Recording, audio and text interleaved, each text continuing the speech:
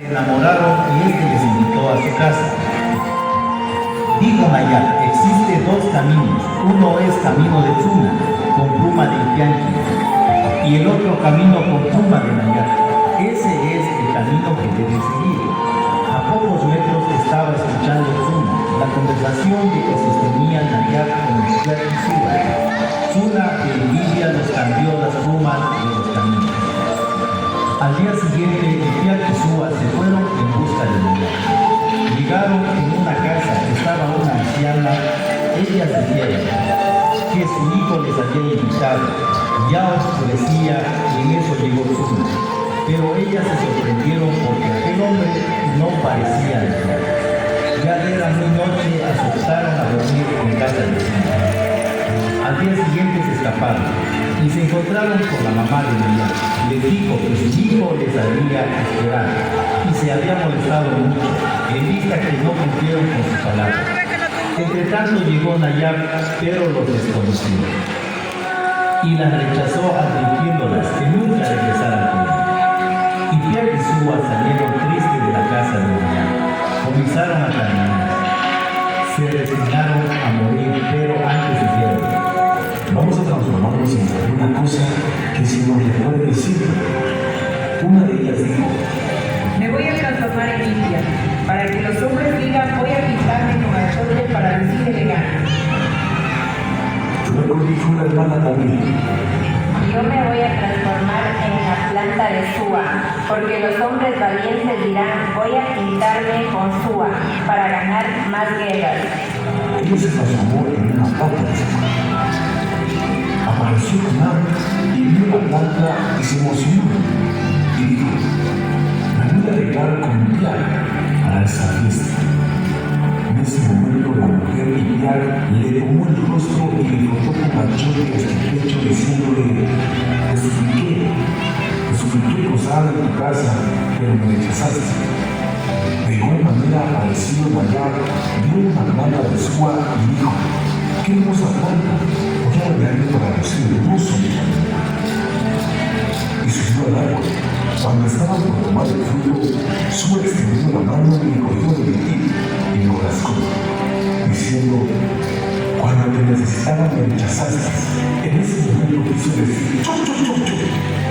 Y le salió de su nido convirtiéndose en un pájaro llamado Nayar. A los niños que, por favor, respeten la luz deportiva. A sus padres, por favor, que vengan con ellos.